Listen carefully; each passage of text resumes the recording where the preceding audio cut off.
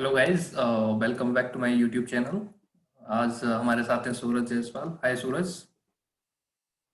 पिछले वीडियो में आपको बताया कि एमपी के स्टेट इंजीनियरिंग एग्जामिनेशन में उसका प्रोसेस क्या है, प्रीलिम्स, मेंस, देन हमने इंटरव्यू के बारे में सूरज से पूरा पूछा।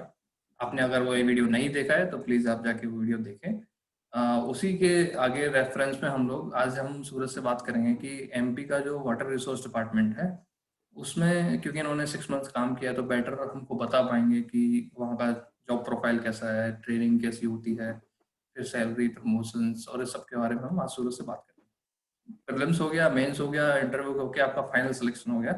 इसके बाद नेक्स्ट स्टेप क्या होता है? फाइनल रिजल्ट इंटरव्यू के एक हफ्ते बाद ही आ गया था। उसके कुछ महीने में ही मेल आपको ईमेल वगैरह के थ्रू आपको नोटिफिकेशन आ जाता है कि आपको ज्वाइनिंग डेट कब है। मतलब वो एक स्पैन देते हैं 10-20 डेज का बेसिकली। तो उसमें आप किसी भी दिन जाके उसी स्पैन में किसी भी दिन जाके भोपाल में आप ज्वाइन कर सकते हैं ज्वाइन करा विथ ऑल द डॉक्यूमेंट्स। मतलब you have to carry all the documents and everything along with you. और आपका जो डिपार्टमेंट और लोकेशन है, ये आपको पहले ही हो जाता है या वहाँ आपको चॉइस भरवाते हैं डिपार्टमेंट की? उसके बारे में आप बताइए थोड़ा। हाँ, ये जैसे मैं इंटरव्यू के टाइम पे ही मैंने पिछले वीडियो में भी बताया था कि डॉक्यूमेंट वेरिफिकेशन के टाइम पे ही वहाँ पे एक प्रेफरेंस ऑर्डर भी भरवाते हैं। जिस जिस डिपार्टमेंट में वैकेंसी है तो उसके अकॉर्डिंगली आप प्रेफरेंस भर देते हैं और फिर ओके। मेरिट के हिसाब से, मतलब जो भी कट ऑफ रहा है उसके हिसाब से आपको डिपार्टमेंट ऑटोमेटिकली अलॉट होके फाइनल लिस्ट वैसे ही आती है। तो आपका डिपार्टमेंट, आपको WRD मिला था, तो ये आपकी सेकंड चॉइस थी, करेक्ट? करेक्ट। आपने अपना रिपोर्टिंग कर दिया है, आपकी उसके बाद आपकी ट्रेनिंग स्टार्ट होती है शायद। तो ये ट्रेनिंग का कितने वक्त के बाद स्टार्ट होती है, रिपोर्टिंग के बाद? जैसे WRD का पहले मैं एक बार व्यूवर्स को फुल फॉर्म भी बता देता हूँ। वाटर रिसोर्स डिपार्टमेंट है। वाटर रिसोर्स डिपार्टमेंट में बेसिकली आपको डैम रिलेटेड वर्क रहता है।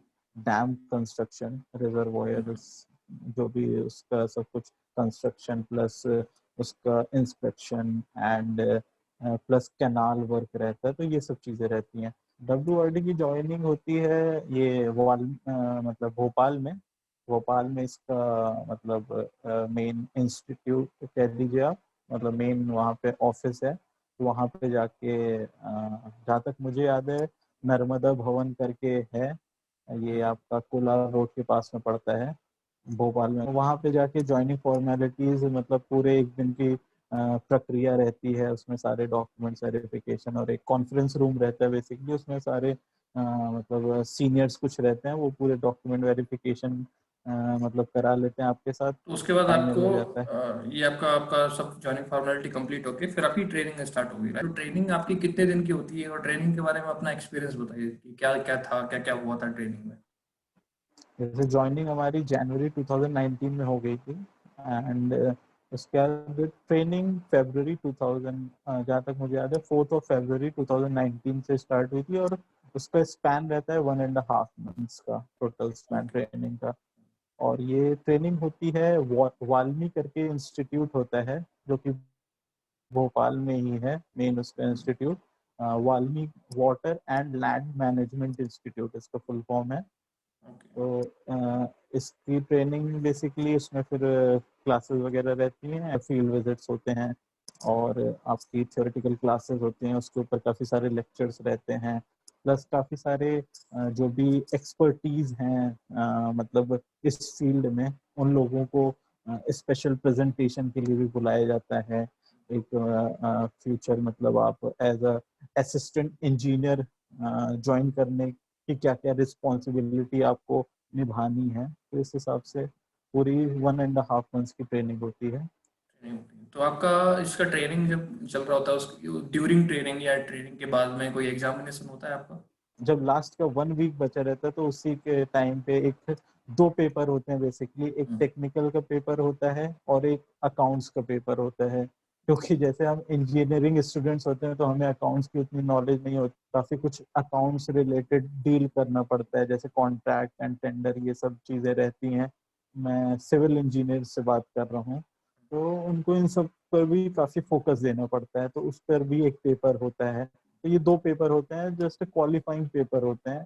काफी सारे फील्ड विजिट्स होते हैं उसमें, मतलब पूरा बैच, जैसे 61 का बैच था अराउंड, तो टोटल मतलब बसेस वगैरह में जाते हो आप सब, और काफी ज्यादा एंजॉय करते हो। डैम विजिट रहता है तो वहाँ पे भी आप जाके फोटो सेशंस होते हैं।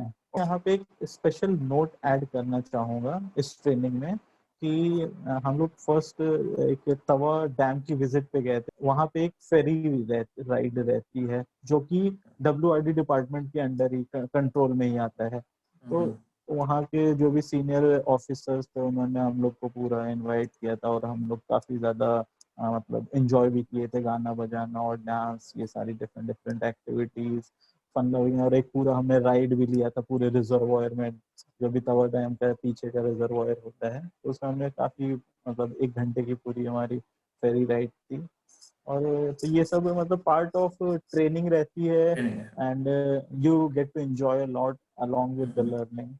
क्या ट्रेनिंग के टाइम पे आपको कुछ पैसा मिलने लगता है, या ट्रेनिंग के लिए आपको कुछ बॉन्ड देना पड़ता है उसके पहले, ऐसा कुछ होता है क्या यहाँ पे? जैसे बॉन्ड तो जो भी आपके कोई भी गवर्नमेंट डिपार्टमेंट ज्वाइन करते हैं तो बॉन्ड हम्म, आपको नोटरी के साथ एक बॉन्ड भरना ही देना पड़ता पड़ता है। है। तो वो तो प्रोसीजर है। आपका जो सेकंड क्वेश्चन है, सैलरी। मतलब सैलरी की बात कर रहे हम्म। हैं, तो वो सैलरी आप जिस पर्टिकुलर डे ज्वाइन करते हैं उस दिन से ही आपकी सैलरी स्टार्ट हो जाती सूरज, ये कुछ प्रोबेशन पीरियड होता है क्या, किसी टाइम कुछ वक्त के लिए, या फिर आपको परमानेंट जॉब मिल जाती है आपको? है। 1 साल का उसमें भी प्रोबेशनरी पीरियड रहता है। आप तो ये बताओ, सैलरी कितनी कट पिट के कितनी हाथ में आ जाती है ड्यूरिंग ट्रेनिंग ही बताइए आप। टोटल मतलब आपके हैंड में 55,000 रफली अराउंड आ जाती है। अच्छा। ओके सूरज, तो अब सैलरी के अलावा अब आप बताइए कि, क्योंकि ज़्यादातर जो एस्पिरेंट है उनको ये भी जानना होता है कि एक्चुअली इसके साथ साथ क्या फैसिलिटी मिलती है, कोई रहने के लिए अकोमोडेशन मिलता है कि नहीं, HRA, फिर कार की कोई फैसिलिटी है कि नहीं, ये सब पे आप बताइए अपना। ट्रेनिंग के बाद आपको एक प्रेफरेंस भरने के लिए चॉइस दी जाती है कि आप किस डिस्ट्रिक्ट या किस लोकेशन पे अपनी पोस्टिंग चाहते हैं। हम्म। तो ये सब प्रोसीजर होने के बाद आपकी जब पोस्टिंग फाइनल हो जाती है, जहाँ पे भी आप गए, वहाँ पे आपको स्टार्टिंग में कुछ टाइम के बाद जब चार्ज दिया जाता है, बेसिकली आपको जैसे किसी as a SDO of join करते हो, सब डिविजनल ऑफिसर। अगर हम्म। आप ऑन फील्ड हो और अगर आप किसी ऑफिस से अटैच हुए तो आपको एज अ असिस्टेंट इंजीनियर बोला जाता है। ये माइनर डिफरेंस है। डेजिग्नेशन सेम है, मतलब पोस्ट सब कुछ सेम है, बट एक ये फील्ड और ऑफिस वर्क की वजह से इसको थोड़ा डिफरेंशिएट किया गया है डिफ्रेंशिएट किया गया। डेजिग्नेशन के नाम में बेसिकली। तो आप जब फील्ड फील्ड पे ज्वाइन करते हो एज एन SDO, तो आपको कार वगैरह की फैसिलिटी दी जाती है। जब आपको एक डिवीजन सब डिवीजन अलॉट हो जाता है, आपको चार्ज मिल जाता है तो। और रहने की सुविधा के लिए रहता है, लेकिन काफी टाइम होता है स्टेट वगैरह में कि क्वार्टर्स वगैरह खाली नहीं रहते हैं। अपने स्तर पर ही क्या कहता हूँ, कहीं रेंट वगैरह पे ले लिए तो उसके बाद आप HRA के लिए इंटाइटल हो जाते हो। हम्म। तो HRA फिर मिल जाता है अगर अकोमोडेशन नहीं मिल रहा है तो, बाकी अगर आपकी फील्ड में हाँ जॉब है तो कार मिल जाएगी, ऑफिस जॉब है तो कार नहीं मिलेगी। और बाकी आपकी जो सैलरी है वो आपको हर महीने के महीने मिलती रहेगी। ये आपकी फैसिलिटी के बारे में हो गया। अब हम ये बात करते हैं आपकी ये सूरज, रोल्स एंड रेस्पॉन्सिबिलिटी क्या है? जो भी आपको काम मिला है, जो भी क्या कहता हूँ, आपके अंडर जितने भी सबऑर्डिनेट्स रहेंगे, सब इंजीनियर रहेंगे, उनको आपको मैनेज करना होता है। हम्म। प्लस आपकी जो साइट है, साइट पे जो भी पर्टिकुलर वर्क है तो उससे रिलेटेड कॉन्ट्रैक्टर्स होते हैं, तो हम्म। उनको मैनेज करना पड़ता है। प्लस फिर बिल्स वगैरह बनते हैं कॉन्ट्रैक्टर के, तो वो आप एज अ मतलब gazetted officer, being a gazetted officer, you have a signing authority.